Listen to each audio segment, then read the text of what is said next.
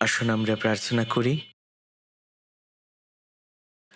আমাদের স্বর্গীয় প্রেমময় পিতা, যখন আমরা আমাদের পাপে মৃত ছিলাম, তখন তুমি তোমার মহৎ ভালোবাসার মধ্য দিয়ে আমাদেরকে বাঁচিয়েছিলে।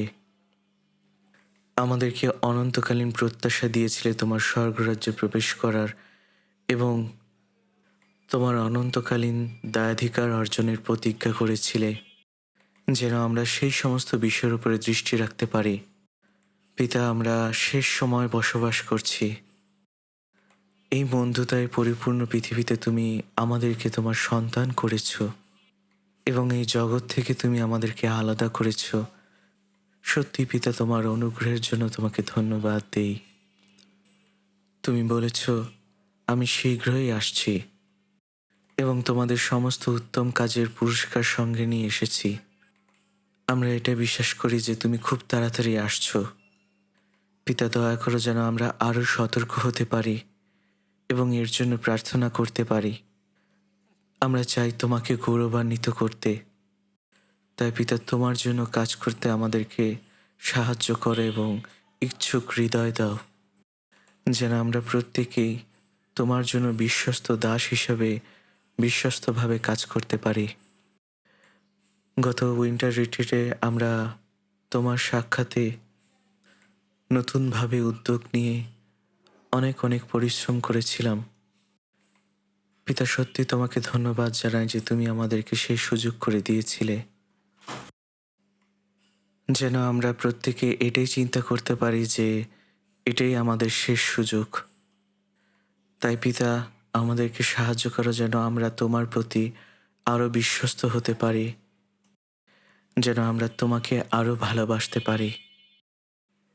আমরা পরিত্রাণ পেয়েছি এবং আমাদের মধ্যে সেই অনন্তকালীন প্রত্যাশা রয়েছে আমরা তোমার স্বর্গরাজ্যে প্রবেশ করব। কিন্তু এখনও অনেক অনেক মানুষ রয়েছে যারা জানে না তাদের জীবনের উদ্দেশ্য কী। আমাদের আশেপাশে এখনও অনেক হারানো আত্মা রয়েছে যারা এখনও পরিত্রাণ পায়নি। পিতা, আমাদেরকে সাহায্য করো যেন আমরা সেই সমস্ত হারানো আত্মাদের জয় করতে পারি এবং তারা যেন তোমার সাথে সহভাগিতা করতে পারে, আর সেই সাথে আমরাও যেন ফলবান হতে পারি এবং তোমাকে গৌরবান্বিত করতে পারি। পিতা, আমাদেরকে সাহায্য করো যেন আমরা বাক্য দ্বারা আমাদেরকে সংশোধন করতে পারি এবং তোমার পুরস্কার লাভের উদ্দেশ্যে সামনে এগিয়ে যেতে পারি। পিতা, আজকের রবিবারে তোমার সাক্ষাতে আমরা মিলিত হয়েছি যেন তোমার বাক্য থেকে শিক্ষা লাভ করতে পারি। পিতা, আমাদেরকে সেই সময় উপযোগী বাক্য দাও, যেন সেই বাক্য আমাদের হৃদয়ে গেঁথে রাখতে পারি, যেন আমরা এই জগতের আলো হতে পারি। পিতা, এই সময় প্রার্থনা চাই এই পৃথিবীর সমস্ত মিশনারিদের জন্য এবং সমস্ত ব্রাদার সিস্টারদের জন্য যারা তাদের কঠিন পরিস্থিতির মধ্য দিয়েও তাদের বিশ্বাসকে ধরে রেখেছে। পিতা, তুমি তাদেরকে সাহায্য করো যেন তারা আরও বেশি শক্তিশালী হয়ে তোমার জন্য প্রাণপণ করতে পারে। এই প্রার্থনা প্রভু যীশু খ্রিস্টের নামে চাই, আমেন। আসুন আমরা একসাথে বাইবেল খুলি। প্রথম পিতর 4 অধ্যায়।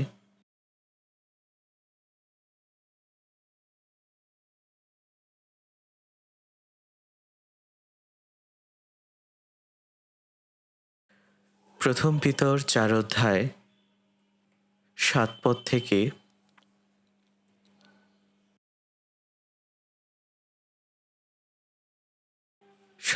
থেকে 11 পদ আমি আপনাদের জন্য পড়ছি।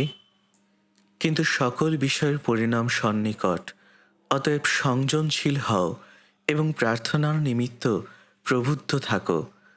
সর্বাপেক্ষা পরস্পর একাগ্রভাবে প্রেম করো, কেননা প্রেম পাপরাশি আচ্ছাদন করে। বিনা বচসাতে পরস্পর অতিথি সেবা করো। তোমরা যে যেমন অনুগ্রহদান পাইয়াছ, তদনুসারে ঈশ্বরের বহুবিধ অনুগ্রহদানের উত্তম অধ্যক্ষের মতো পরস্পর পরিচর্যা করো। যদি কেহ কথা বলে, সে এমন বলুক যেন ঈশ্বরের বাণী বলিতেছে। যদি পরিচর্যা করে, সে ঈশ্বর দত্ত শক্তি অনুসারে করুক, যেন সর্ববিষয়ে যীশুখ্রিস্টের দ্বারা ঈশ্বর গৌরবান্বিত হন। মহিমা ও পরাক্রম যুগ পর্যায়ে যুগে যুগে তাহারই। আমিন। গত সপ্তাহে সোমবার থেকে রবিবার পর্যন্ত পাস্টর রি ইউহান ক্যাং চার্চে গিয়েছেন। সেখানে আমাদের বাইবেল সেমিনার হচ্ছে, তাই এই মুহূর্তে তিনি সর্বশেষ সেশনটি নিচ্ছেন। এবং আমরা শুনেছি যে সেই ক্যাং চার্চে অনেক অনেক নতুন হারানো আত্মা এসেছে। তারা বাইবেল থেকে শিক্ষালাভ করার জন্য খুবই আগ্রহী। গতকালকে এবং তার আগের দিনে সুসমাচার প্রচার হয়েছিল এবং অনেকে এটা মনে করেছিল যে তারা পরিত্রাণ পেয়েছে।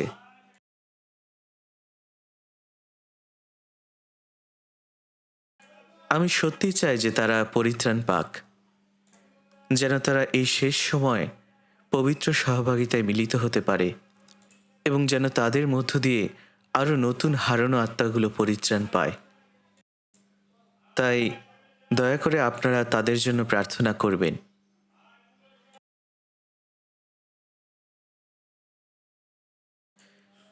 এই নতুন বছরে আজকে হলো নতুন বছরের 11তম দিন। আপনি যদি বাইবেলে উপদেশক 3 অধ্যায় 1 পদ দেখেন, সেখানে বলা হয়েছে সকল বিষয়েরই সময় আছে ও আকাশের নিচে সমস্ত ব্যাপারে কাল আছে। অর্থাৎ এখানে বলা হয়েছে প্রত্যেকটি বিষয়েরই একটি সময় রয়েছে। জন্মের কাল ও মরণের কাল, রোপণের কাল ও রোপিত বীজ উৎপাটনের কাল, প্রত্যেকটি বিষয়ের একটি সময় রয়েছে। 11 দিন পূর্বে আমরা 2025 সালের শেষ দিনটি কাটিয়েছিলাম। যদিও আমরা এখন আমাদের নতুন বছর রয়েছে এবং আমরা শেষ সময়ের দিকে এগিয়ে যাচ্ছি, কারণ ঈশ্বরই মানবজাতির ইতিহাস পরিকল্পনা করেছিলেন। আমরা প্রত্যেকেই সেই ইতিহাস জানি। আদম হাওয়ার মধ্য দিয়ে সেই ইতিহাস শুরু হয়েছিল। আর যখন ঈশ্বরের উদ্দেশ্য সাধিত হবে, তখন এই পৃথিবীতে মানবজাতির ইতিহাসের শেষ হবে। আর সেটাই হলো শেষ সময়। এবং শুধুমাত্র যে মানবজাতির ইতিহাস শেষ হবে তাই নয়, এটা আমাদের প্রত্যেকেরই ব্যক্তিগত জীবনের শেষ সময়। আপনি এই পৃথিবীতে কয়েক যুগ বেঁচে থাকার পরে যখন একদিন ঈশ্বর আপনাকে ডাকবেন, তখন তার ডাকে সাড়া দিয়ে আপনাকে তার সাথে মিলিত হতে হবে। তাই প্রত্যেকেই ব্যক্তিগতভাবে আমরা আমাদের শেষ সময়ে বসবাস করছি। গত বছর আমরা অনেকে এখানে একসাথে মিলিত হয়েছিলাম এবং আমরা একসাথে সহযোগিতা করেছিলাম। আর এখন এ সময় অনেকেই হয়তোবা আমাদের সাথে নেই, কারণ ঈশ্বর তাদেরকে আগে ডেকে নিয়েছেন। তাই তারা আপনার আগে ঈশ্বরের কাছে চলে গিয়েছে। এই সুওল সেন্ট্রাল চার্চে আমি আসলে জানি না যে প্রতি বছর কতজন পবিত্রগণকে ঈশ্বর তার কাছে নিয়ে গিয়েছেন, কিন্তু আমাদের ক্যাং চার্চে সেখানে যারা পরিত্রাণ পেয়েছে তাদের মধ্যে প্রায় 86 থেকে 90 জন মানুষের মৃতের সৎকার্য হয়েছিল।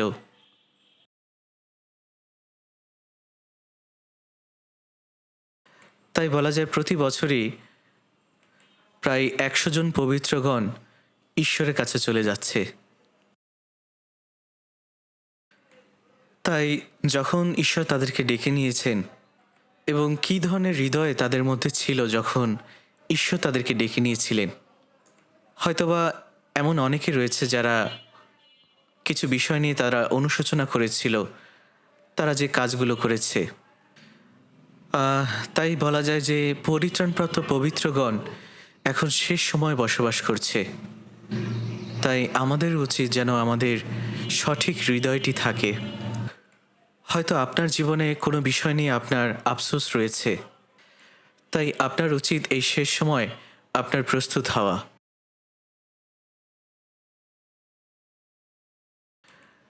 যেহেতু শেষ সময় আমাদের অনেক কাছে চলে এসেছে, তাই আমার মনে হয় এটা খুবই গুরুত্বপূর্ণ যেন আপনি নিশ্চিত হতে পারেন যে আপনি মৃত্যুর পূর্বে আফসোস করবেন না।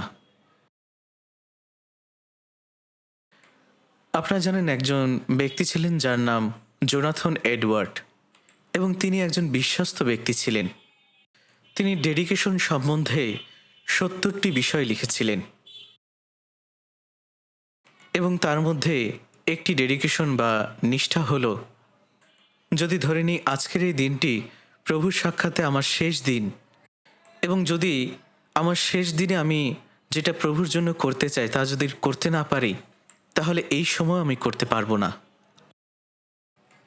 আপনারা নতুন বছরের রেজলিউশন করেছিলেন এবং ঈশ্বরের সামনে আপনারা একটি বাক্য মনোনীত করেছিলেন, এবং আপনারা হয়তোবা এটাই সিদ্ধান্ত নিয়েছেন যে আপনারা ঈশ্বরের ইচ্ছার অনুসারী হবেন, কিন্তু জগতের মানসিক অভিলাষে অনুসারী হবেন না।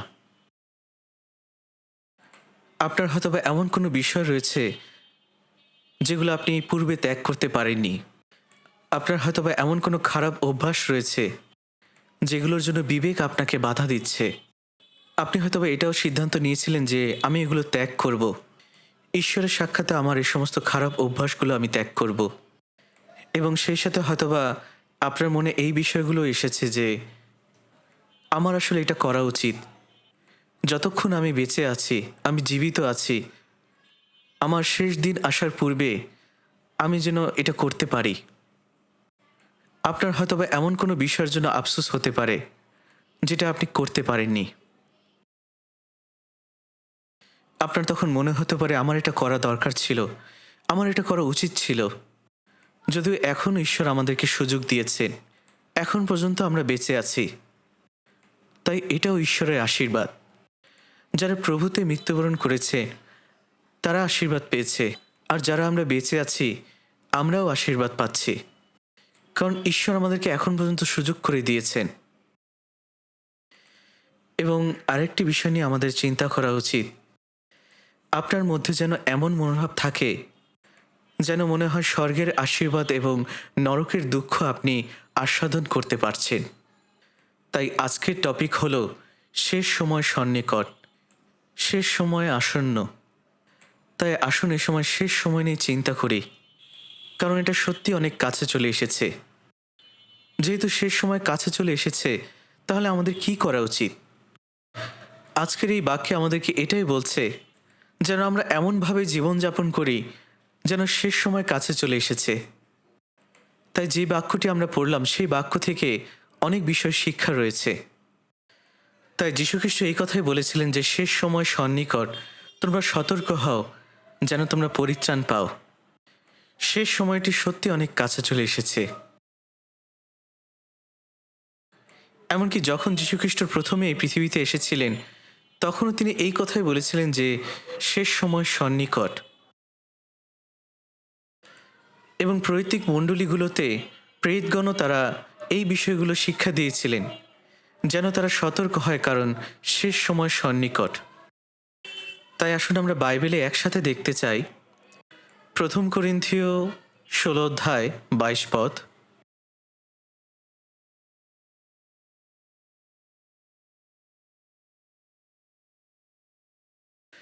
প্রথম করিন্থীয় ১৬ অধ্যায় ২২ পদ। আসুন আমরা একসাথে পড়ি।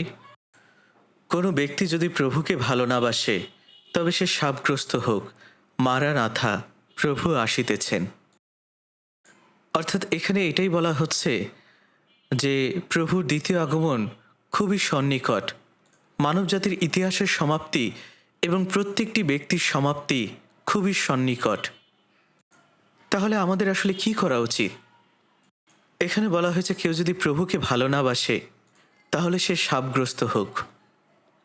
কেন আমরা এই পৃথিবীতে বেঁচে আছি? আমাদের আসলে কি করা উচিত? আমাদের সবথেকে বড় মিশন কোনটি, যে কাজটির উপরে আর কোনো মহৎ কাজ হতে পারে না? সেটা আসলে কি? মার্ক ১২ অধ্যায় একজন অধ্যাপক যীশুখ্রিস্টকে এই প্রশ্ন করেছিলেন, সমস্ত আজ্ঞার মধ্যে সবথেকে মহৎ আজ্ঞা কোনটি?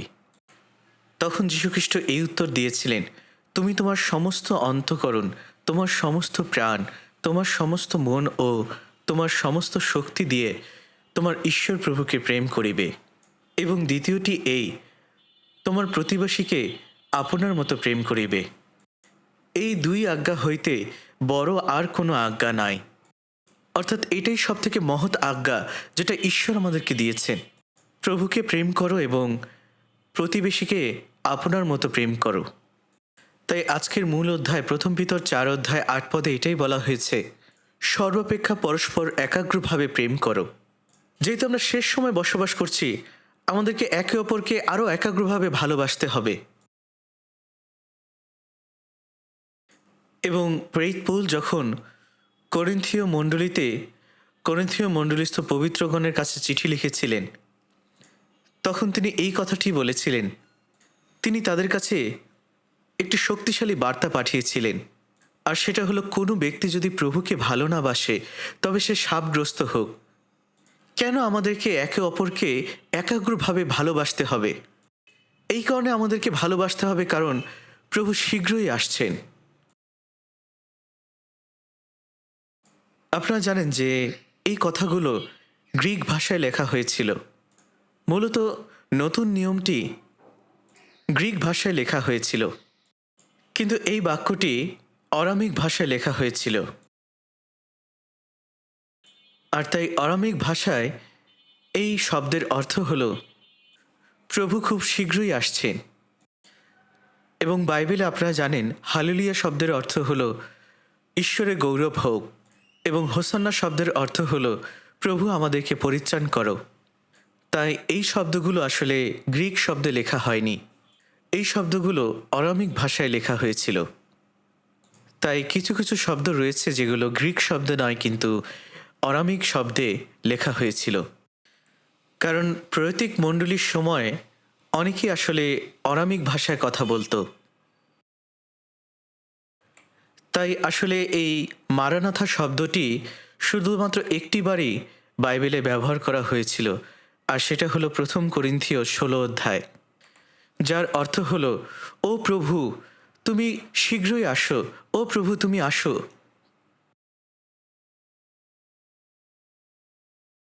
তাই এটা হলো আসলে সেই হৃদয়, আকাঙ্ক্ষিত হৃদয়, যে হৃদয় প্রভু যিশুর দ্বিতীয় আগমনের আকাঙ্ক্ষায় রয়েছে, যারা প্রভু যিশুর দ্বিতীয় আগমনের অপেক্ষায় রয়েছে। এবং এই একই বিষয় আসলে প্রকাশিত বাক্যেও লেখা হয়েছে। তাই সেই বিষয়ে আমরা এই সারমনে দেখতে চাই। আসুন আমরা প্রকাশিত বাক্য 22 অধ্যায়ে যাই। প্রকাশিত বাক্য 22 অধ্যায় 20 পদ। 22 অধ্যায় 20 পদ। যিনি এই সকল কথার সাক্ষ্য দেন তিনি কহিতেছেন, সত্য আমি শীঘ্র আসিতেছি, আমিন, প্রভু যিশু আইসো।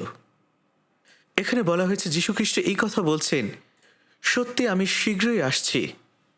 আর এই কথাটি প্রকাশিত বাক্যের শেষে বলা হয়েছে। যীশুখ্রিস্ট এটাই বলছেন যে আমি অবশ্যই খুব শীঘ্রই আসছি। আর এই বিষয়টি বারবার প্রকাশিত বাক্যে উল্লেখ করা হয়েছে। আমরা প্রকাশিত বাক্য 1 অধ্যায় দেখি। প্রকাশিত বাক্য 1 অধ্যায় 3 পদ। 1 অধ্যায় 3 পদ। ধন্য সে যে এই ভাববাণীর বাক্য সকল উচ্চস্বরে পাঠ করে, ও ধন্য তাহারা যাহারা শ্রবণ করে এবং ইহাতে লিখিত কথা সকল পালন করে, কেননা কাল সন্নিকট। যদি কাল সন্নিকট হয় তাহলে আমাদের আসলে কি করা উচিত? এখানে বলা হয়েছে, ধন্য সে যে এই ভাববাণীর বাক্য সকল উচ্চস্বরে পাঠ করে, ও ধন্য তাহারা যাহারা শ্রবণ করে এবং ইহাতে লিখিত কথা সকল পালন করে, কেননা কাল সন্নিকট। আপনাকে অবশ্যই বাক্য পাঠ করতে হবে, বাক্য শ্রবণ করতে হবে এবং তা পালন করতে হবে। কারণ ঈশ্বরের বাক্য পালন করা মানেই হলো ঈশ্বরকে ভালোবাসা। তাই বলা হয়েছে, যদি আপনি প্রভু যীশু খ্রিস্টকে ভালো না বাসেন তাহলে আপনি অভিশাপগ্রস্ত হবেন। যদি আমরা শেষ সময় বসবাস করে থাকি তাহলে আমাদেরকে অবশ্যই যিশুকে ভালোবাসতে হবে। আর প্রভুকে ভালোবাসার অর্থ হলো প্রভুর বাক্য পালন করা। তাই আমরা এখানে দেখতে পাচ্ছি যে 1 অধ্যায় 3 পদে বলা হয়েছে, ধন্য তাহারা যারা শ্রবণ করে এবং ইহাতে লিখিত কথা সকল পালন করে। আসুন আমরা প্রকাশিত বাক্য 22 অধ্যায় 7 পদ দেখি। প্রকাশিত বাক্য 22 অধ্যায় 7 পদ। আর দেখো, আমি শীঘ্রই আসিতেছি, ধন্য সেই জন যে এই গ্রন্থের ভাববাণীর বচন সকল পালন করে। প্রকাশিত বাক্যের 7টি আশীর্বাদের মধ্যে এটা হলো সপ্ত আশীর্বাদ, যেটা বলা হয়েছে, আমি শীঘ্রই আসিতেছি, ধন্য সেই জন যে এই গ্রন্থের ভাববাণীর বচন সকল পালন করে। কেন তার ঈশ্বরের বাক্য পালন করবে? কারণ যীশুখ্রিস্ট শীঘ্রই আসছেন। মানুষ আসলে মৃত্যুর পূর্বে সৎ হয়, এবং ঈশ্বর সেই লোকদেরকে ভালোবাসেন যারা সৎ, কারণ ঈশ্বরের বাক্য হল সত্য। আর তাই আপনি যদি সত্যের অনুসারী হন তাহলে আপনি সৎ। তাই আপনি যদি বাক্য পালন করেন তাহলে আপনি ধন্য। আমরা প্রত্যেকেই আসলে এই শেষ সময় রয়েছি, আর প্রভু যিশুর দ্বিতীয় আগমন খুবই সন্নিকট। তাই আমাদেরকে অবশ্যই আগের থেকে আরও বেশি করে ঈশ্বরের বাক্য পালন করতে হবে। আর যদি আপনি ঈশ্বরের বাক্য পালন করেন, এর অর্থ হলো আপনি ঈশ্বরকে ভালোবাসেন। আসুন আমরা 12 পদ দেখি। আসুন 12 পদটি আমরা একসাথে পড়ি। দেখো, আমি শীঘ্র আসিতেছি, এবং আমার দাতব্য পুরস্কার আমার সহবর্তী, যাহার যেমন কার্য তাহাকে তেমন ফল দিব। এখানে বলা হয়েছে আমি শীঘ্র আসছি এবং আমার পুরস্কার আমার সাথেই আছে। যে যেমন কাজ করেছে সে সেই অনুযায়ী ফল পাবে। যখন প্রভু আসবেন, যারা পরিত্রাণ পেয়েছে তাদের দেহ রূপান্তরিত হয়ে যাবে, আর আমরা গৌরবময় সেই দেহ নিয়ে ঈশ্বরের সাক্ষাৎ করব। হয়তো আমরা সবাই মৃত্যুবরণ করব না, কিন্তু সবাই আমরা রূপান্তরিত হব। বাইবেল আমাদেরকে এটাই বলছে যে আমাদের প্রত্যেককেই খ্রিস্টের বিচারাসনের সামনে দাঁড়াতে হবে, এবং আমরা আমাদের দেহ দ্বারা যে সকল কাজ করেছি, যা কিছু উপার্জন করেছি, সেই অনুযায়ী আমাদেরকে পুরস্কৃত করা হবে। একজন পরিত্রাণপ্রাপ্ত খ্রিস্টান হিসেবে আপনাকে আপনার পাপ অনুযায়ী বিচার করা হবে না, কিন্তু আপনি ঈশ্বরের জন্য কি করেছেন সেই অনুযায়ী বিচার করা হবে। আপনাকে বিচার করা হবে আপনি আপনার জীবনে ঈশ্বরের জন্য কি কি করতে পেরেছিলেন। তাই আপনি কি করবেন সেটা আপনার উপর নির্ভর করছে। তাই ঈশ্বরের সাক্ষাতে আমাদের পুরস্কারও ভিন্ন ভিন্ন হবে। যাই হোক, প্রকাশিত বাক্যে বারবার এই কথাটি বলা হয়েছে যে আমি শীঘ্রই আসছি, আমি শীঘ্রই আসছি। আমরা যদি আর একটি বাক্য দেখি 22 অধ্যায় 20 পদে, আসুন এই বাক্যটি আমরা একসাথে পড়ি।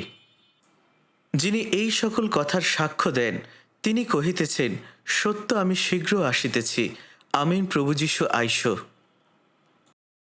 এখানে যীশুখ্রিস্ট বলছেন, সত্য আমি শীঘ্রই আসছি। কিন্তু অনেকে এটা বলবেন যে যীশুখ্রিস্ট বারবার বলছেন আমি শীঘ্রই আসছি, শীঘ্রই আসছি। এমনকি পৈতৃক মণ্ডলীতে এটা বলা হয়েছিল যে যীশুখ্রিস্ট শীঘ্রই আসছেন, যেটা এখন থেকে প্রায় 2000 বছর পূর্বে, কিন্তু তিনি তো এখনও আসছেন না। আর এই কারণে অনেকে এই কথা বলছে তিনি আর আসবেন না। কিন্তু দ্বিতীয় পিতর 3 অধ্যায় 9 পদে বলা হয়েছে, প্রভু নিজ প্রতিজ্ঞা বিষয়ে দীর্ঘসূত্রী নহেন। যেমন কেহ কেহ দীর্ঘসূত্রিতা জ্ঞান করে, কিন্তু তোমাদের পক্ষে তিনি দীর্ঘ সহিষ্ণু। কতকগুলি লোক যে বিনষ্ট হয় এমন বাসনা তাহার নাই, বরং সকলে যেন মন পরিবর্তন পর্যন্ত পৌঁছাতে পারে, এই তাহার বাসনা।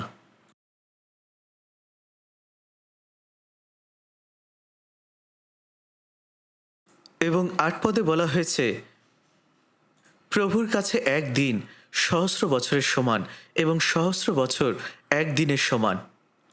আপনারা জানেন যে যীশুখ্রিস্ট 33 বছর বয়সে তিনি ক্রুশের মৃত্যুবরণ করেছিলেন এবং তিনি স্বর্গারোহণ করেছিলেন। যখন তিনি স্বর্গারোহণ করেছিলেন তখন স্বর্গদূতেরা এটাই বলেছিলেন যে যেভাবে তোমরা যীশুখ্রিস্টকে স্বর্গে যেতে দেখেছ, সেভাবেই তিনি মেঘরথে আবার আসবেন। আর এরপরে 2000 বছর পার হয়ে গিয়েছে।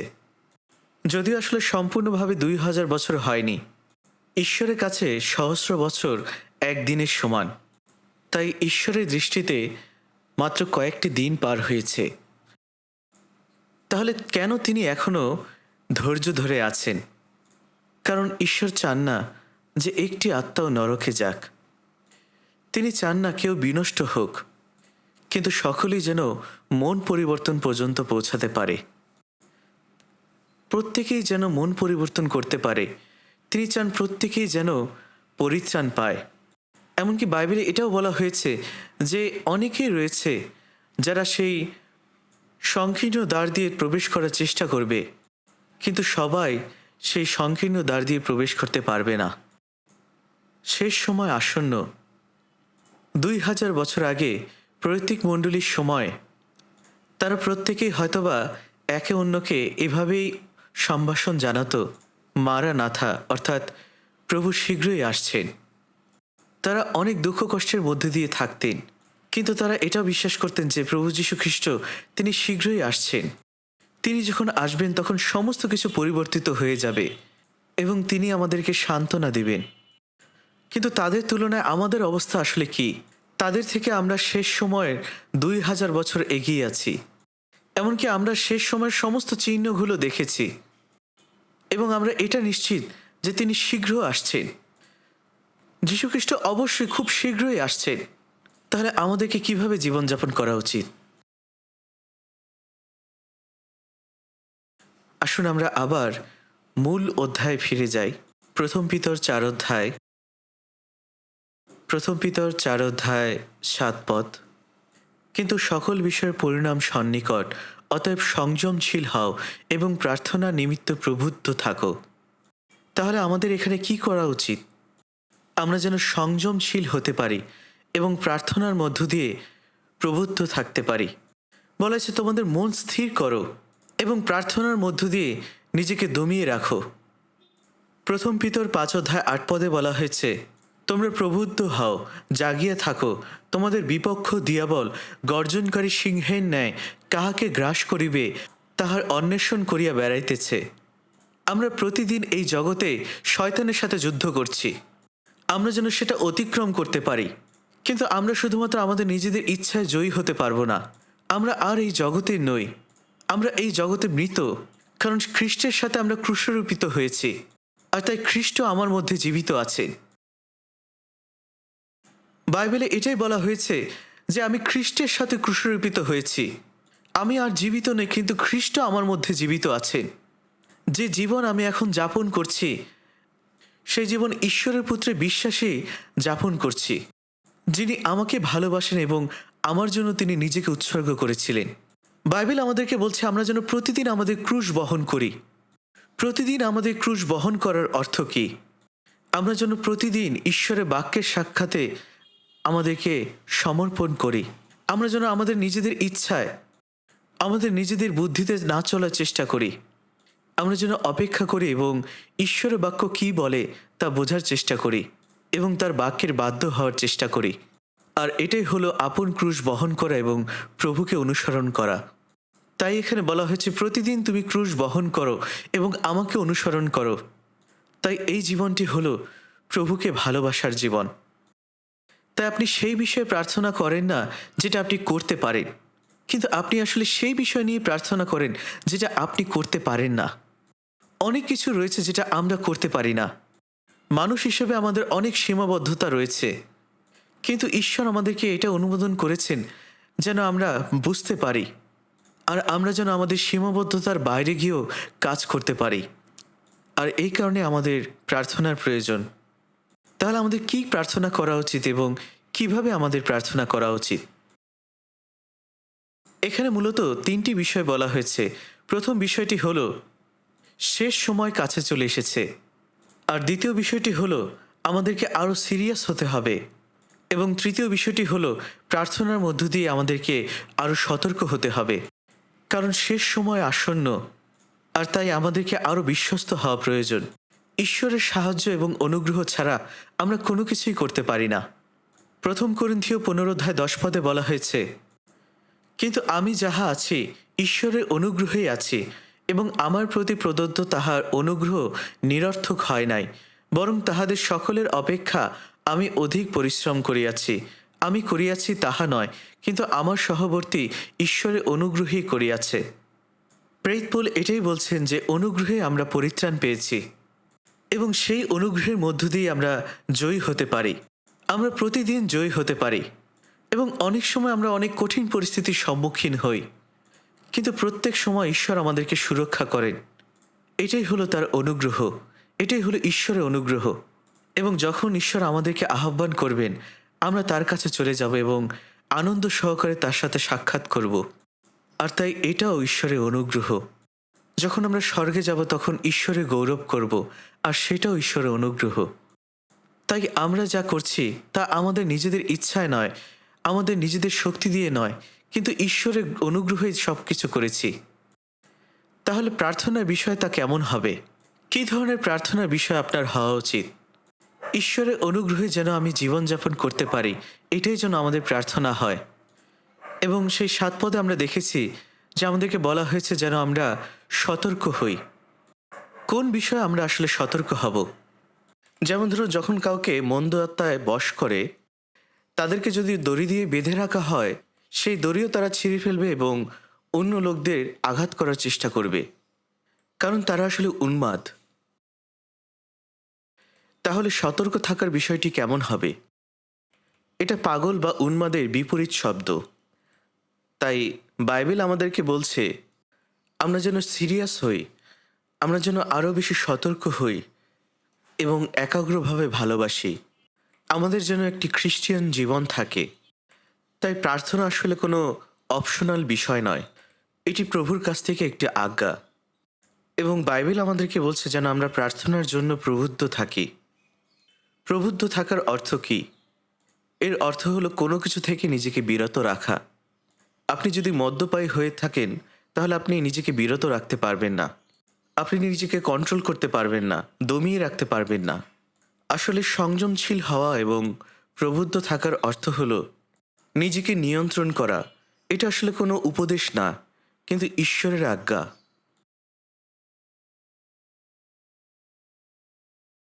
আর তাই যদি আপনি ঈশ্বরের আজ্ঞা পালন না করেন তাহলে সেটা হলো পাপ। এমনকি ভাববাদী শমূয়েল এই কথা বলেছিলেন, আমি প্রার্থনা বন্ধ করে পাপ করতে চাই না। আপনি কি জানেন যে বাইবেল আমাদেরকে এটা বলছে, আপনি যদি জেনে থাকেন ভালো কাজ কোনটি আর যদি আপনি সেটা না করেন তাহলে সেটাই হলো পাপ। এবং যদি আপনি বিশ্বাসের সাথে সেই কাজগুলো না করেন তাহলে সেটাও পাপ। আপনাকে অবশ্যই প্রার্থনা করতে হবে, যদি আপনি প্রার্থনা না করেন তাহলে এটাও পাপ। যীশুখ্রিস্ট প্রতিদিন ভোরবেলা তিনি পাহাড়ে যেতেন এবং প্রার্থনা করতেন। শিষ্যদেরকে শহরে পাঠানোর পূর্বে তিনি প্রার্থনা করেছিলেন। এমনকি যীশুখ্রিস্ট ক্রুশারোপিত হওয়ার পূর্বে তিনি গেতসেমানি বাগানে গিয়ে প্রার্থনা করেছিলেন।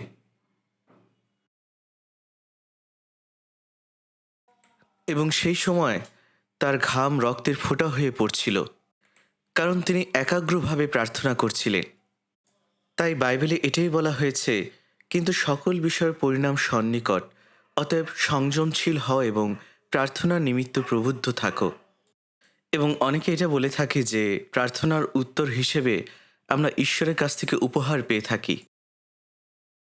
অনেকে এরকম বলে যে ঈশ্বরের কাছ থেকে উপহার হলো শেলফের শেষ উপহারটি। যদি আপনি একটি শেলফের শেষ উপহারটি পেতে চান তাহলে অবশ্যই সেই উপহারের জন্য আপনাকে নতজানু হতে হবে এবং প্রার্থনা করতে হবে। যারা প্রার্থনা করছে তাদেরকে ঈশ্বর উত্তর দেন এবং সেই সাথে তিনি তাদেরকে অপরিসীম অনুগ্রহ দান করেন। আর যারা প্রার্থনা করছে ঈশ্বর তাদেরকে এই অনুভূতি দেন যেন ঈশ্বরের অপরিসীম অনুগ্রহের মধ্যে তারা আনন্দ করতে পারে। যখন যীশুখ্রিস্ট গেতসেমানি বাগানে গিয়েছিলেন তখন তিনি ঈশ্বরের কাছে প্রার্থনা করেছিলেন। আসুন আমরা মথি ২৬ অধ্যায় দেখি। আসুন আমরা একসাথে বাইবেল থেকে দেখতে চাই মথি ২৬ অধ্যায়। মথি ২৬ অধ্যায় ৪১ পদ।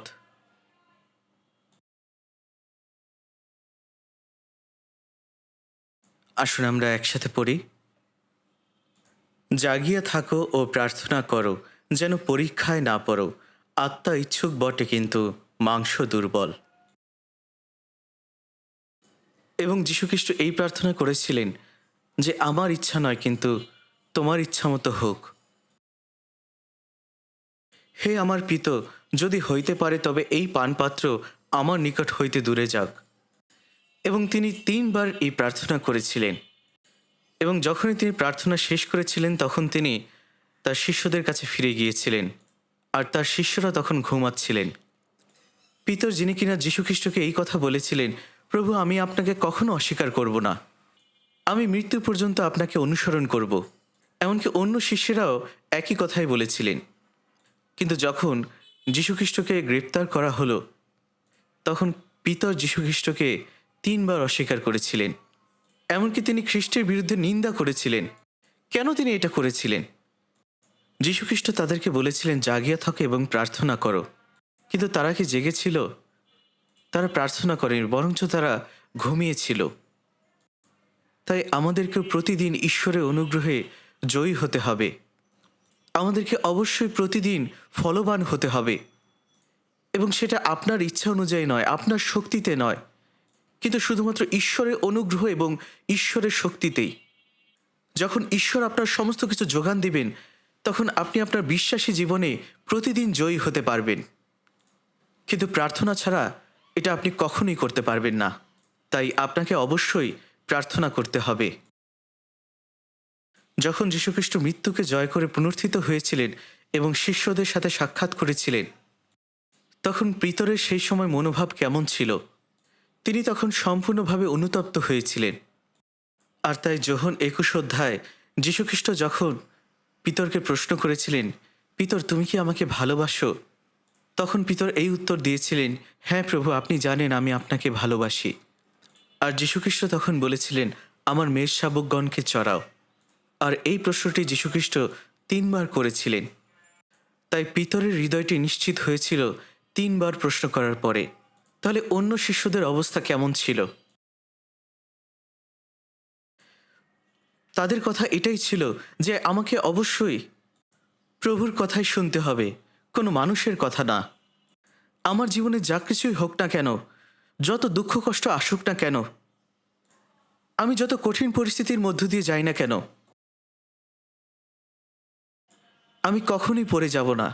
কারণ তারা তখন সম্পূর্ণভাবে অনুতপ্ত হয়েছিল যে তারা প্রার্থনা করেনি। যখন যীশুখ্রিস্ট ক্রুশে মৃত্যুবরণ করার পূর্বে প্রার্থনা করেছিলেন, তখন তিনি অত্যন্ত একাগ্রভাবে প্রার্থনা করেছিলেন। কিন্তু শিষ্যরা তখন প্রার্থনা করেনি, তাই তারা এই কাজটির জন্য সম্পূর্ণভাবে অনুতপ্ত হয়েছিল। আসুন আমরা প্রেরিত 1 অধ্যায় দেখি।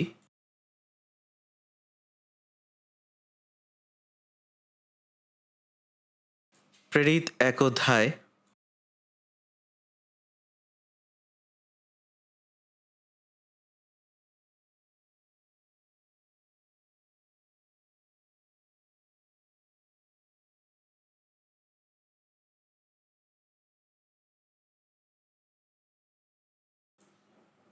13 থেকে 14 পদ।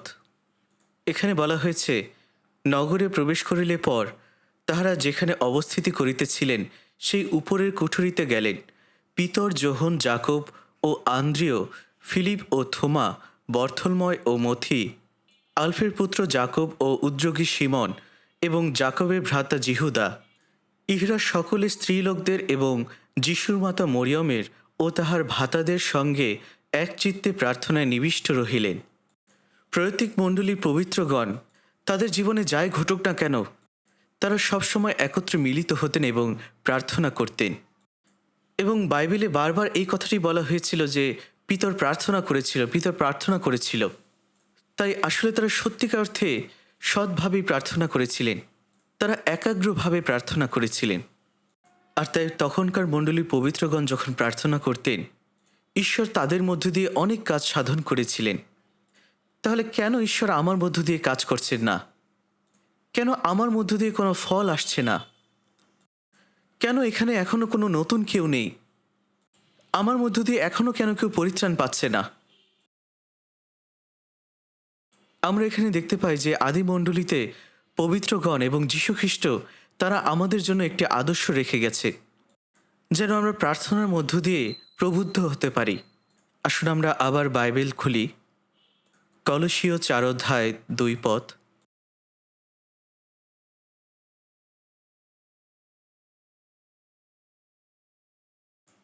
আপনারা জানেন যে প্রেরিতেরা যখন নতুন নিয়ম লিখেছিলেন পবিত্র আত্মার মধ্য দিয়ে, তখন বারবার এই কথাটি তারা বলেছিলেন যেন আমরা একাগ্রভাবে প্রার্থনা করি।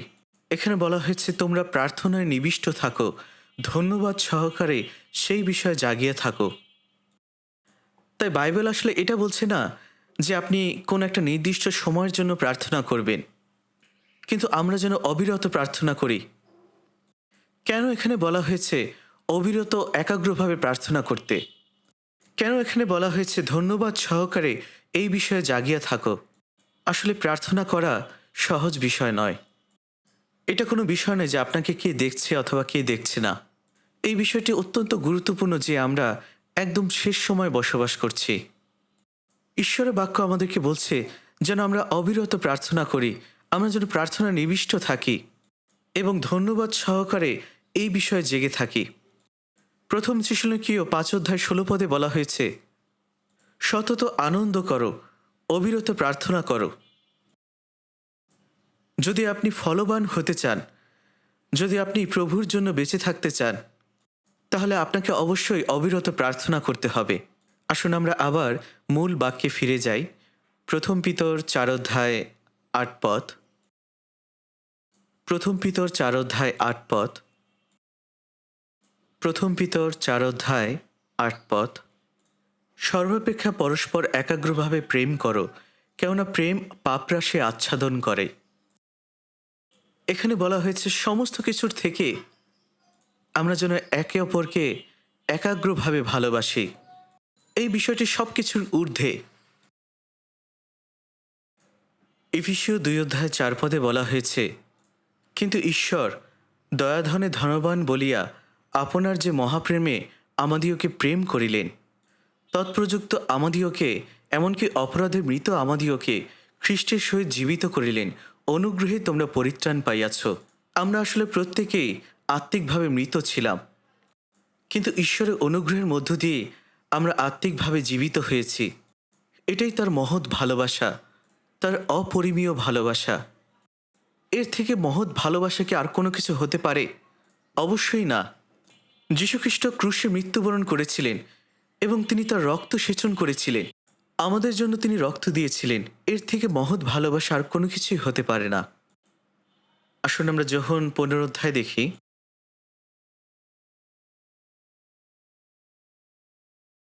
যোহন 15 অধ্যায় 13 পদ। যোহন 15 অধ্যায় 13 পদ। আসুন আমরা একসাথে পড়ি। কেহ যে আপন বন্ধুদের নিমিত্ত নিজ প্রাণ সমর্পণ করে, ইহা অপেক্ষা অধিক প্রেম কাহারও নাই। যদি কেউ নিজ বন্ধুদের জন্য নিজের প্রাণ সমর্পণ করে, এর থেকে মহৎ ভালোবাসা আর কোনো কিছু হতে পারে না।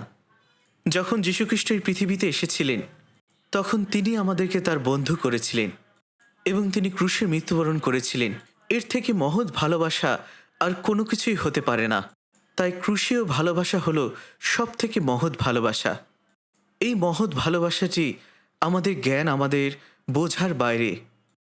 আমরা যখন কারো জন্য কোনো ভালোবাসা দেখাই, আমরা তখন বুঝতে পারি যে এরপরে কি ঘটবে। এমনকি দম্পতিদের মধ্যেও, স্বামী স্ত্রীর মধ্যে যখন একে অপরের প্রতি ভালোবাসা দেখায়, তখন আমরা জানি, আমরা বুঝতে পারি যে এরপরে কি ঘটবে। কারণ সেই ভালোবাসাটি আমাদের বোঝার সীমানার মধ্যে। আমরা এই ধরনের ভালোবাসাগুলো বুঝতে পারি। যখন কেউ আমাদের সাথে ভালো ব্যবহার করে, আমাদের জন্য ভালো কিছু করে, আমাদেরকে কোনো উপকার করে, তখন আমরাও একই সাথে চেষ্টা করি তাদের সাথে ভালো ব্যবহার করার, তাদের উপকার করার। কিন্তু যখন কেউ আপনার সম্মানে আঘাত করে, যখন কেউ আপনাকে অবহেলা করে, অবজ্ঞা করে, তখন আমরা এটাও বুঝতে পারি যে এরপরে কি ঘটতে পারে। আমি এরকম একজন শিশুর কাছ থেকে শুনছিলাম, সে বলছিল যে আমার বাবা মা একে অপরকে ভালোবাসে এবং তারা আমাকেও ভালোবাসে, কিন্তু কখনো কখনো তারা একে অপরকে ঘৃণা করে। অবশ্যই আমরা এটা বুঝতে পারি। ধরুন একটি দম্পতির মধ্যে, স্বামী স্ত্রীর মধ্যে অনেক ভালো সম্পর্ক রয়েছে, তারা অনেক ভালো একটি দম্পতি এবং তাদের ছেলেমেয়েরাও রয়েছে। কিন্তু এরপরও তাদের সন্তানগণও বুঝতে পারে যে তাদের বাবা মায়ের মধ্যে কী ধরনের সম্পর্ক রয়েছে। যদি আমার বাবা এই কাজটি করে, আমার বাবা যদি মিথ্যা কথা বলে, তাহলে অবশ্যই আমার মা রাগ করবে। তাই সন্তানরাও আসলে বুঝতে পারে যে এরপরে কি ঘটবে, কারণ এই ধরনের ভালোবাসার সম্পর্কগুলো মানুষের জ্ঞানের মধ্যে। কিন্তু ঈশ্বরের ভালোবাসা, খ্রিস্টের ভালোবাসা কেমন? প্রভু বলছেন, তুমি তোমার শত্রুকে ভালোবাসো। যখন আমরা ঈশ্বরের শত্রু ছিলাম, আমরা যখন ঈশ্বরের কাছ থেকে দূরে সরে গিয়েছিলাম, তখন তিনি আমাদের জন্য ক্রুশে জীবন দিয়েছিলেন। এটাই হলো খ্রিস্টের ভালোবাসা। এর থেকে মহৎ ভালোবাসা কি এই পৃথিবীতে আর কোথাও আছে? আমরা প্রত্যেকেই অনেক দুর্বল এবং আমাদের অনেক সীমাবদ্ধতা রয়েছে, এবং আমাদের ভালোবাসা অনন্তকালীন ভালোবাসা না। যখন দুইজন মানুষ বিবাহ করে, যদিও তারা বলছে যে তারা একে অপরকে ভালোবাসে, কিন্তু সেই সম্পর্কটি কতদিন টিকবে? হয়তোবা 100 বছর, অথবা 100 বছরের আরও কম হতে পারে। যদিও আপনি মৃত্যুর আগ পর্যন্ত একসাথেই রয়েছেন, কিন্তু মৃত্যুর পরেই সেই ভালোবাসার সম্পর্কের সমাপ্তি ঘটবে। কিন্তু ঈশ্বরের ভালোবাসা কেমন? ঈশ্বরের ভালোবাসা হলো অনন্তকালীন। ঈশ্বরের ভালোবাসা কখনো শেষ হবে না। তাহলে আমাদের কথা চিন্তা করুন। আমরা যখন কাউকে পছন্দ করি, আমরা তার কাছাকাছি থাকি, আর আমরা যাকে পছন্দ করি না, আমরা তার কাছ থেকে দূরে সরে যাই। তাই আমাদের ভালোবাসা অনেক সীমিত ভালোবাসা। কিন্তু ঈশ্বরের ভালোবাসা হলো অসীম। আসুন আমরা ইফিসীয় 3 অধ্যায় দেখি।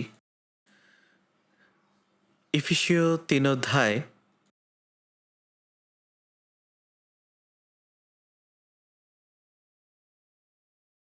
17 থেকে 19 পদ। আসুন আমরা একসাথে পড়ি।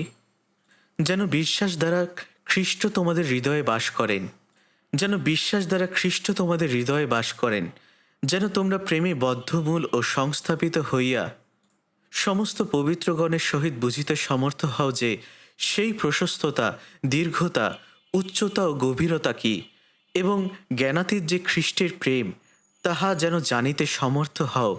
এই প্রকারে যেন ঈশ্বরের সমস্ত পূর্ণতার উদ্দেশ্যে পূর্ণ হও। আসলে এটাই হলো সত্যিকারের ভালোবাসা, যে ভালোবাসা আমাদের জ্ঞানের বাইরে।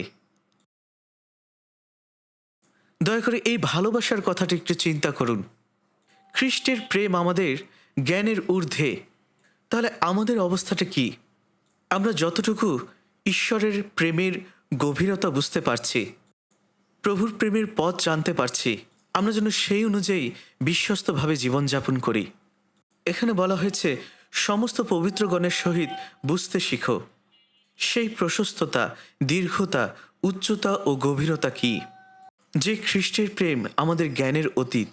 এটা আসলে কোনো ধারণা না, এটা আসলে এমন একটি ভালোবাসা যেটা সম্পর্কে আমরা অভিজ্ঞতা লাভ করতে পারি। তাই আমাদেরকে অবশ্যই খ্রিস্টের প্রেম শিখতে হবে, যে প্রেম আমাদের জ্ঞানের ঊর্ধ্বে। আমরা যেন সেই প্রেমের প্রশস্ততা, দীর্ঘতা, উচ্চতা ও গভীরতা জানতে পারি। অর্থাৎ এখানে 4 ডাইমেনশন বা 4টি মাত্রার কথা বলা হয়েছে। এই প্রশস্ততা হলো অসীমভাবে প্রশস্ত। অবশ্যই আমরা মানুষ হিসাবে আমাদের এই একটা প্রবণতা রয়েছে যে আমরা কোনো মানুষকে বিভিন্ন ধরনের ক্যাটাগরির মধ্যে ফেলানোর চেষ্টা করি, তাদের শিক্ষাগত যোগ্যতা অথবা তাদের ধন সম্পদ অনুযায়ী। কিন্তু খ্রিস্টের ভালোবাসাটা কেমন? কোনো মানুষ, সে নারী হোক বা পুরুষ হোক, জিহুদি কিংবা গ্রিক হোক, অথবা পরজাতি হোক, সে ধনী গরিব, সুস্থ অথবা অসুস্থ, সে ভালো হোক বা মন্দ হোক, সে যে অবস্থাতেই থাকুক না কেন, প্রভু তাকে ভালোবাসেন। এটাই হলো প্রশস্ততা।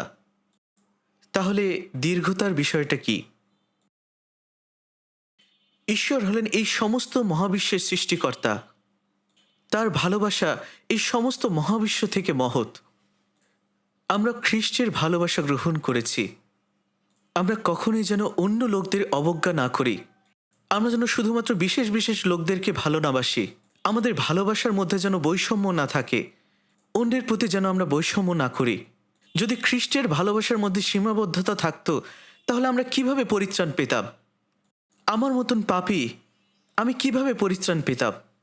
প্রথম তিমথিও 1:15 এটাই বলা হয়েছে।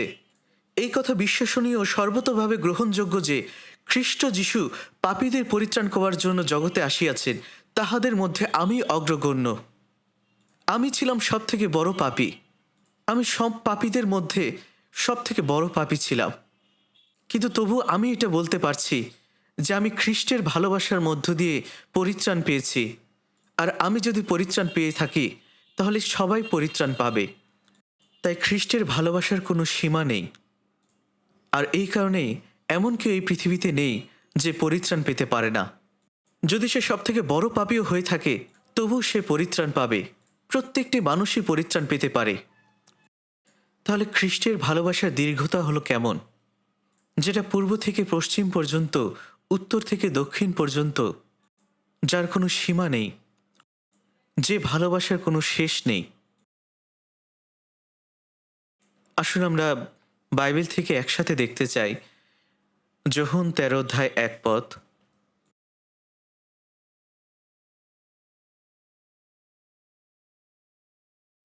আসুন আমরা একসাথে পড়তে চাই। নিস্তার পর্বের পূর্বে যিশু এই জগৎ হইতে পিতার কাছে আপনার প্রস্থান করবার সময় উপস্থিত জানিয়া জগতে অবস্থিত আপনার নিজস্ব যে লোকদিওকে প্রেম করিতেন তাহাদিওকে শেষ পর্যন্ত প্রেম করিলেন। যদিও তারা এখনও পরিত্রাণ পায়নি, তবু প্রভু শেষ পর্যন্ত তাদের জন্য অপেক্ষা করেছেন। শেষ পর্যন্ত অপেক্ষা করা। যারা পরিত্রাণ পায়নি তাদের জন্য ঈশ্বর এখনও অপেক্ষা করছেন যেন তারা অনুতপ্ত হয় এবং সুসমাচারে বিশ্বাস করে।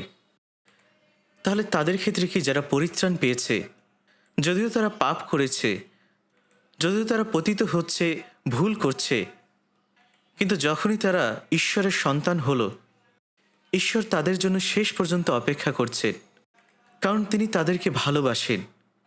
কারণ ঈশ্বরের ভালোবাসা অনন্তকালীন ভালোবাসা।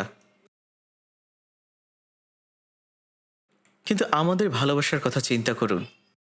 প্রথম দিকে আমরা যাকে ভালোবাসি তার জন্য সব কিছু করতে রাজি থাকি, কিন্তু যখনই আপনি তাদের দ্বারা আহত হন, আঘাতপ্রাপ্ত হন, তখনই আপনি তাদের বিরুদ্ধে কথা বলেন, তাদের বিরুদ্ধে আপনি চলে যান।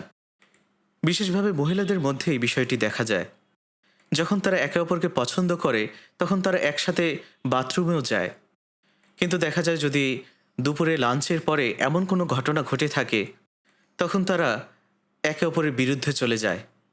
ধরুন একটি নতুন দম্পতি, তারা একসাথে হানিমুন করতে গিয়েছে, কিন্তু যখন তারা একে অপরের সাথে তর্কে বিতর্কে জড়ালো তখনই তাদের সম্পর্কে ভাঙন ধরল। আর এরপরে তারা দুটি আলাদা প্লেনের টিকিট কিনে আলাদাভাবে বাড়িতে ফিরে আসলো।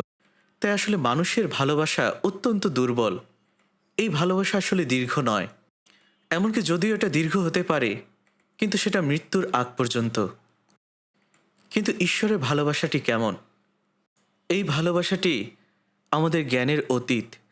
আর এটাই হলো ভালোবাসার দীর্ঘতা, যেটা প্রভুর ভালোবাসা, যেটা অনন্তকালীন ভালোবাসা, যেটা যোহন 13:1 বলা হয়েছে তিনি তাদেরকে শেষ পর্যন্ত ভালোবেসেছিলেন।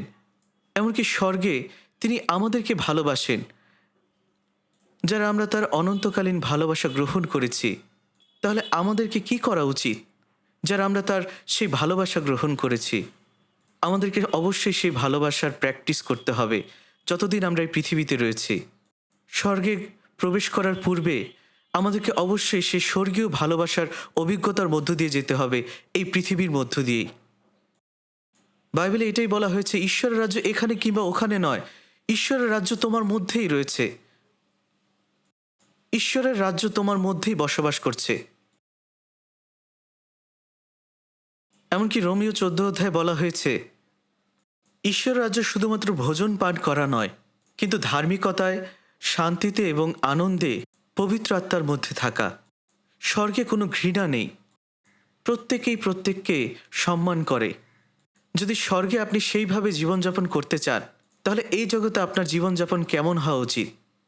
মানুষ আপনার সাথে যতই খারাপ ব্যবহার করুক না কেন, মানুষ যতই ভুল করুক না কেন, যদি তারা অনুতপ্ত হয় তাহলে অবশ্যই আমাদেরকে তাদের দোষগুলোকে ঢেকে রাখতে হবে। কিন্তু কিভাবে?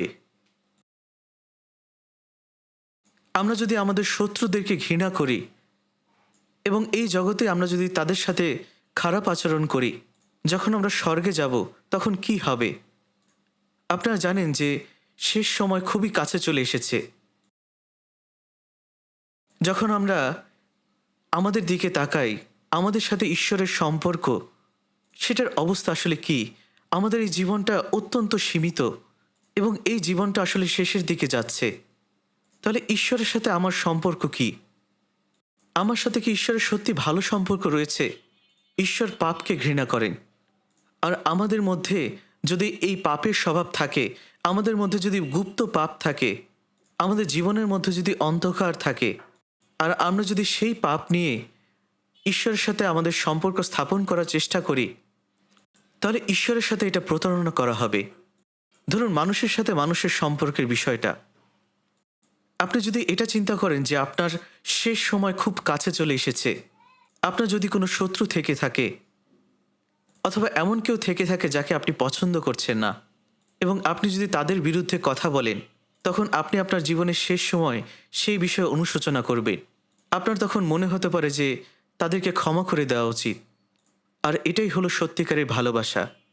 বাইবেল বলছে, সমস্ত কিছুর ঊর্ধ্বে একে অপরকে প্রেম করো। এই শেষ সময় আমাদের সবথেকে বড় গুরুত্বপূর্ণ বিষয় কোনটি? আমরা যেন একে অপরকে প্রেম করি। আসুন আমরা আমাদের মূল বাক্যে ফিরে যাই। ইফিসীয় ৩ অধ্যায় এই বিষয়টি বলা হয়েছে। ইফিসীয় ৩ অধ্যায় ১৭ থেকে ১৯ পদে এখানে বলা হয়েছে, সেই প্রশস্ততা, দীর্ঘতা, উচ্চতা ও গভীরতা কি? এখানে দীর্ঘতার কথা বলা হয়েছে, প্রশস্ততার কথা বলা হয়েছে এবং উচ্চতার কথা বলা হয়েছে। উচ্চতা আসলে কি? আমরা সব থেকে নিচু স্থানে ছিলাম, কিন্তু ঈশ্বর আমাদেরকে ভালোবেসে সব থেকে উচ্চ স্থানে নিয়ে গিয়েছেন। তাই আমরা আর নিচু স্থানে নেই, কারণ যখনই আমরা ঈশ্বরের সন্তান হয়েছি, তখন আমাদেরকে উচ্চ স্থানে বসানো হয়েছে। আর ঈশ্বর তিনি নম্র হয়েছিলেন, তিনি নিজে সব থেকে নিচু স্থানে গিয়েছিলেন আমাদেরকে উদ্ধার করার জন্য। প্রভুর ক্রুশীয় ভালোবাসা, তার ভালোবাসার মধ্য দিয়ে আমরা যখন সব থেকে নিচু স্থানে ছিলাম, তিনিও সেই নিচু স্থানে নেমে এসেছিলেন এবং আমাদেরকে উদ্ধার করেছিলেন। আমাদেরকে উদ্ধার করার জন্য তিনি এই জগতের সমস্ত কিছু বহন করেছিলেন। আমরা যখন অসুস্থ হই, তখন আমাদেরকে অনেক পরীক্ষা করতে হয়, চেক আপ করতে হয়,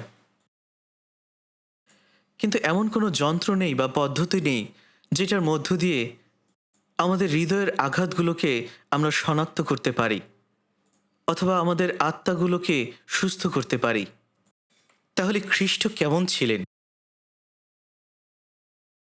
আমরা যদি গভীরভাবে চিন্তা করি, আমরা প্রত্যেকেই আসলে পাপের শিকলে বন্দী ছিলাম।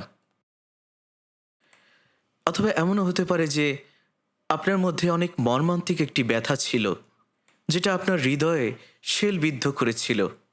যে ব্যথা বা যন্ত্রণা আপনি হৃদয় নিয়ে ঘুরে বেড়াতেন, এবং আপনার হৃদয়ের সেই কষ্টগুলো, সেই দুঃখগুলো এতটাই কঠিন ছিল যে যেটা বয়ে বেড়ানো অনেক কষ্টের ছিল। আপনি হয়তোবা আপনার বাবা মায়ের খারাপ দিকগুলো দেখতে পেয়েছিলেন, এবং তখন হয়তোবা আপনি এই সিদ্ধান্ত নিয়েছিলেন যে আমি কখনোই আমার বাবার মতো, আমার মায়ের মতো হতে চাই না।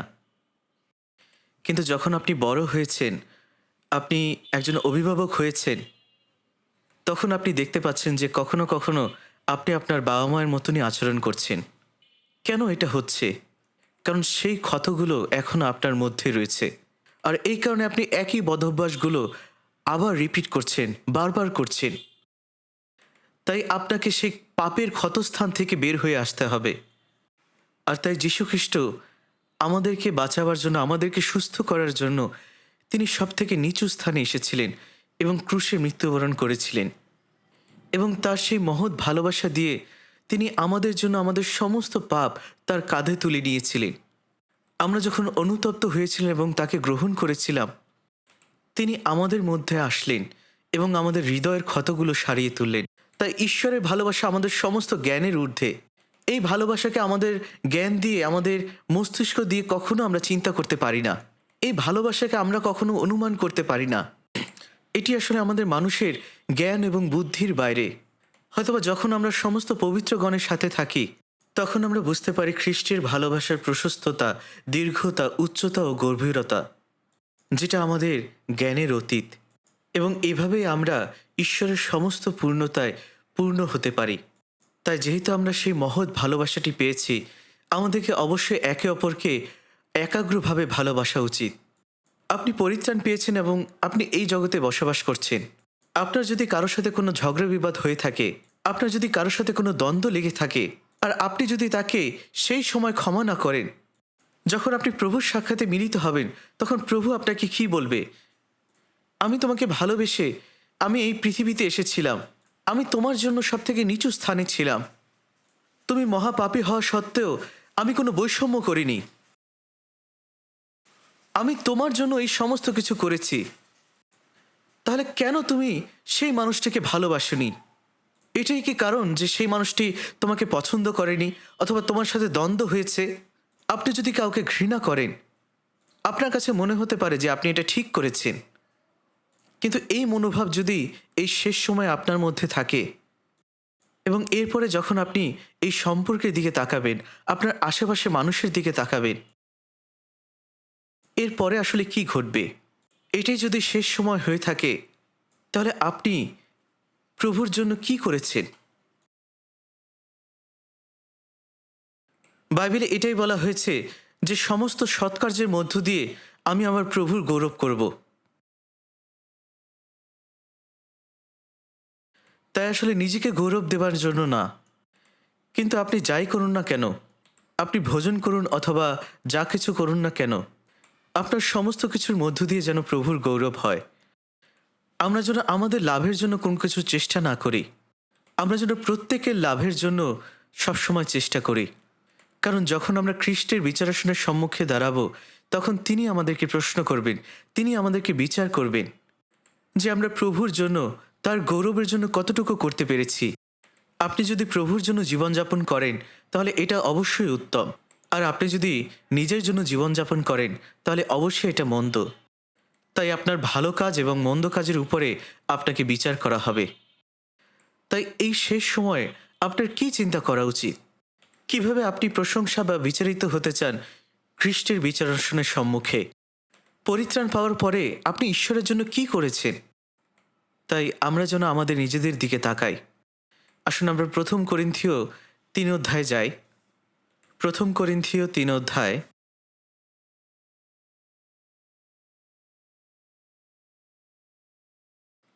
10 পদ থেকে।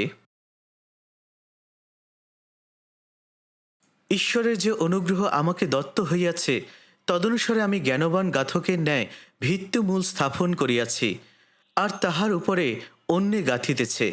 কিন্তু প্রত্যেকজন দেখুক কিরূপে সে তাহার উপরে গাঁথে। কেননা কেবল যাহা স্থাপিত হইয়াছে, তাহা ব্যতীত অন্য ভিত্তিমূল কেহ স্থাপন করিতে পারে না, তিনি যীশুখ্রিস্ট। কিন্তু এই ভিত্তিমূলের উপরে লোকে স্বর্ণ, রৌপ্য, বহুমূল্য প্রস্তর, কাষ্ঠ, খড়, নাড়া দিয়া গাঁথে। তবে প্রত্যেক ব্যক্তির কর্ম স্বপ্রকাশ হইবে, কারণ সেই দিন তাহা ব্যক্ত করিবে। কেননা সেই দিনের প্রকাশ অগ্নিতেই হয়, আর প্রত্যেকের কর্ম যে কি প্রকার, সেই অগ্নি তাহার পরীক্ষা করিবে। যে যাহা গাঁথিয়াছে তাহার সেই কর্ম যদি থাকে, তবে সে বেতন পাইবে। যাহার কর্ম পুড়িয়া যায় সে ক্ষতিগ্রস্ত হইবে, কিন্তু সে আপনি পরিত্রাণ পাইবে, তথাপি এইরূপে পাইবে যেন অগ্নির মধ্য দিয়ে উত্তীর্ণ হইবে। যখন মানুষ পরিত্রাণ পাওয়ার পরে ঈশ্বরের সাক্ষাতে মিলিত হবে, তখন তাদেরকে তাদের কর্ম অনুযায়ী পুরস্কৃত করা হবে। হয় তারা লাভ করবে অথবা তারা ক্ষতিগ্রস্ত হবে। এখানে বলা হয়েছে এই ভিত্তিমূলের উপরে লোকে স্বর্ণ, রৌপ্য, বহুমূল্য প্রস্তর, কাষ্ঠ, খড়, নাড়া দিয়া গাঁথে। বাইবেল বলছে মানুষের গৌরব হলো কাষ্ঠ, খড় এবং নাড়া। তাই আপনি যদি ঈশ্বরের বাক্যের বাধ্যতায় জীবনযাপন করে থাকেন, তাহলে সেটা হলো স্বর্ণ, রৌপ্য এবং বহুমূল্য প্রস্তর।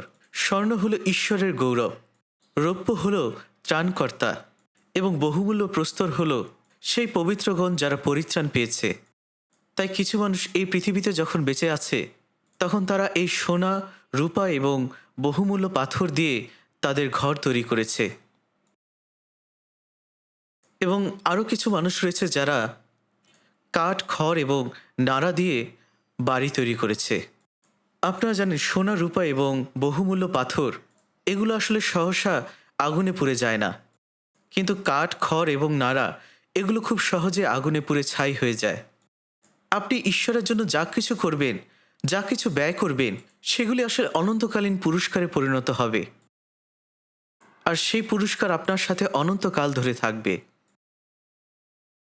এমন একজন অনেক বড় আর্কিটেক্ট ইঞ্জিনিয়ার ছিলেন, যিনি অনেক বিখ্যাত ছিলেন এবং অনেক বড় একটি কোম্পানিতে কাজ করতেন, এবং তিনি অত্যন্ত পরিশ্রমী ছিলেন। তিনি সেই কোম্পানির মধ্যে সবথেকে বিখ্যাত আর্কিটেক্ট ছিলেন, এবং এরপরে সেই আর্কিটেক্ট ইঞ্জিনিয়ারের রিটায়ারের সময় আসলো। তখন কোম্পানির মালিক তাকে বললেন, আপনি যেহেতু রিটায়ার করতে যাচ্ছেন, আপনি অনেক কাজ করেছেন, কিন্তু আমরা আপনাকে শেষবারের মতো একটি অনুরোধ করতে চাই। আপনি আরেকটি বাড়ি তৈরি করুন, যেটি হবে একদম মাস্টারপিস।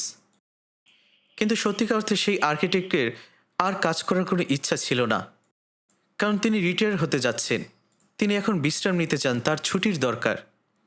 কিন্তু তাকে এখন বিশ্রামের মধ্যে না থেকে আরেকটি কাজ দেওয়া হলো। তাই তার মধ্যে কিছুটা অভিযোগের হৃদয় তৈরি হলো। কিন্তু যেহেতু কোম্পানির মালিক তাকে এই কথা বলছে, তাই তাকে এটা করতে হবে। আর কোম্পানির মালিক তাকে বললেন যে আপনি আপনার ইচ্ছা মতন এই বাড়িটি তৈরি করতে পারেন। এটি হতে পারে সবথেকে শ্রেষ্ঠ বাড়ি। আপনি আপনার যা খুশি মতো এখানে ব্যবহার করতে পারেন, যত টাকা লাগে আমি দেব।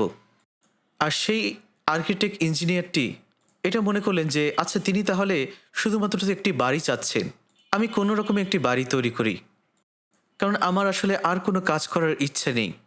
তাই তিনি সেই বাড়িটি তৈরি করলেন, কিন্তু বাড়িটি আসলে তেমন ভালো ছিল না। আর এরপরে তিনি তার মালিককে বললেন, আমি আমার কাজ শেষ করেছি, আমার শেষ কাজটি আমি শেষ করেছি। আর তখন কোম্পানির মালিক তাকে ধন্যবাদ দিলেন তার সমস্ত পরিশ্রমের জন্য। আর তিনি বললেন, এই বাড়িটি আসলে আপনারই পুরস্কার, আমরা আপনাকে এই বাড়িটি দিতে চাই। তাহলে এখন চিন্তা করে দেখুন, তার কি আসলে সেই বাড়িতে থাকা ঠিক হবে? যদিও আসলে তিনি এই বাড়িটি তৈরি করেছেন, কিন্তু সেই বাড়ির অবস্থা খুব একটা ভালো ছিল না। যদি তিনি জানতেন যে এই বাড়িটি তাকেই দেওয়া হবে, তাহলে তিনি কি করতেন? তিনি অবশ্যই এমনভাবেই তৈরি করতেন এই বাড়িটি, যেটি সব থেকে তার জন্য ভালো বাড়ি হতো, সব থেকে উত্তম বাড়ি হতো। আমাদের খ্রিস্টানদের ক্ষেত্রেও আসলে তাই। আপনি কিভাবে আপনার বাড়িটি তৈরি করতে চান? আপনি আপনার বাড়ি তৈরি করার জন্য কি ব্যবহার করছেন? আপনি কি সোনা, রূপা এবং বহুমূল্য পাথর ব্যবহার করছেন, নাকি কাঠ, খড় এবং নাড়া দিয়ে তৈরি করছেন? আপনি যেটাই ব্যবহার করবেন সেটাই আসলে অনন্তকাল ধরে থাকবে। আসুন আমরা আবার প্রথম পিতর 4 অধ্যায় দেখি।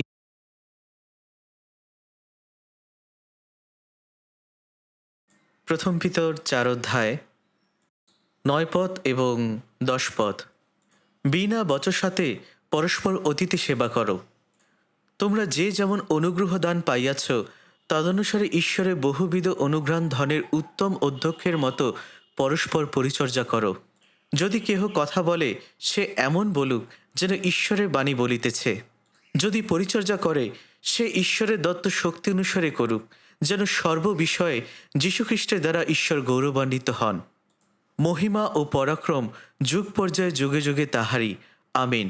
এখানে এটা বলা হয়েছে যে যদি কেউ কথা বলে, সে যেন এভাবে কথা বলে যেন ঈশ্বরের বাণী বলছে।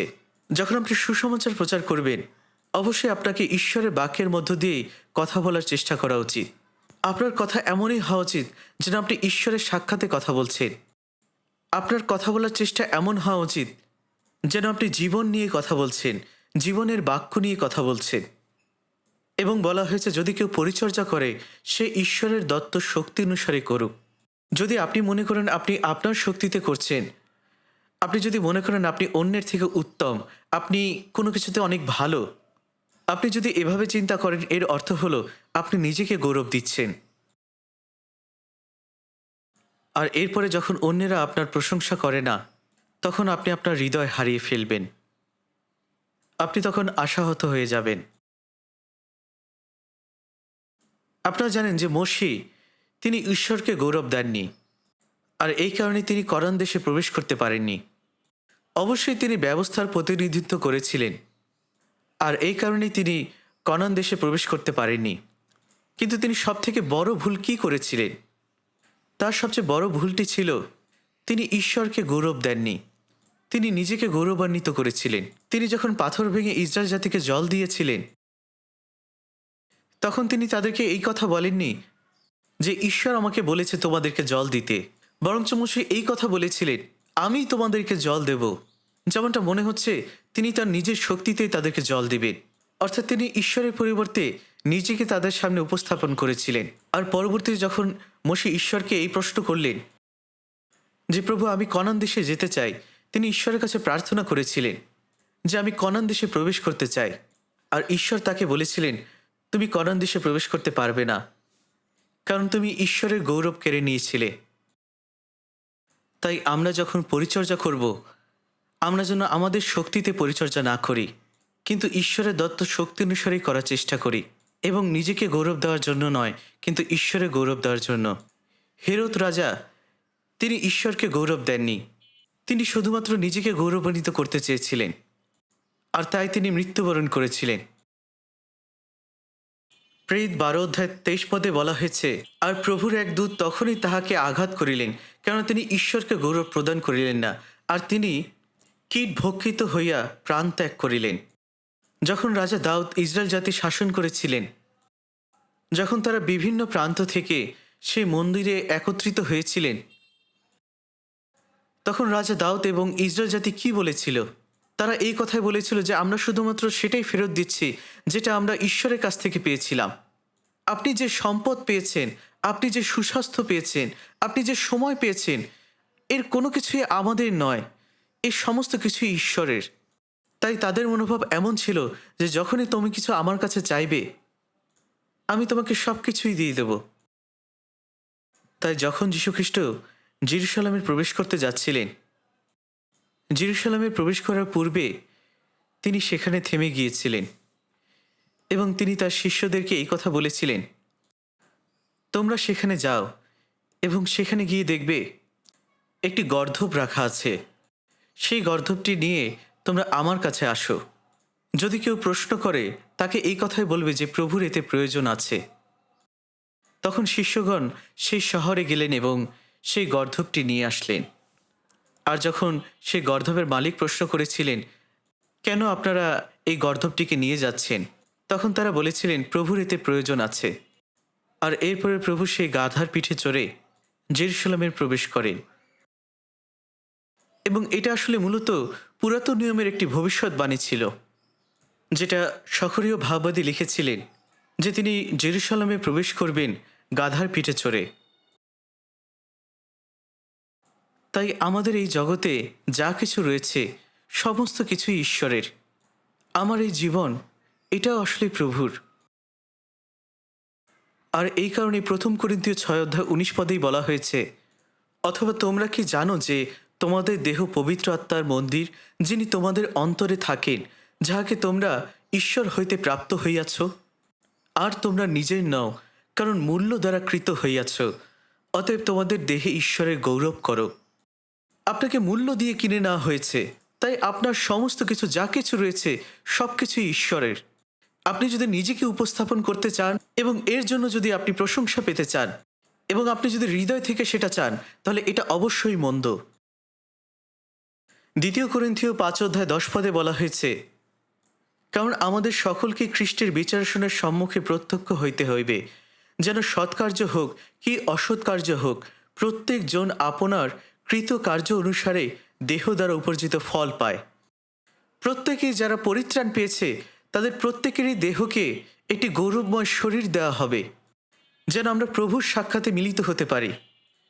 তাহলে আপনি কিভাবে পরিত্রাণ পাওয়ার পরে জীবনযাপন করছেন? আপনার ব্রাদার সিস্টারদের সাথে আপনার কী ধরনের সম্পর্ক রয়েছে, এবং অন্য লোকদের সাথে আপনার কী ধরনের সম্পর্ক রয়েছে? যদি আপনার সত্যি একটি ভালো সম্পর্ক থাকে, ঈশ্বরের সাথে যদি আপনার একটি ভালো সহভাগিতা থাকে, যেহেতু শেষ সময় অনেক কাছে চলে এসেছে, আমরা যেন এই বিষয়গুলো নিয়ে আরও বেশি চিন্তা করি, যেন ঈশ্বরের সাথে আপনার সম্পর্ক, ব্রাদার সিস্টারদের সাথে আপনার সম্পর্ক, এই বিষয়গুলো নিয়ে যেন আমরা চিন্তা করি। আমরা যেন চিন্তা করি যখন আমরা ঈশ্বরের সাথে মিলিত হব তখন আমরা কী ধরনের পুরস্কার পেতে চাই, আমরা কী মুকুটগুলো পেতে চাই।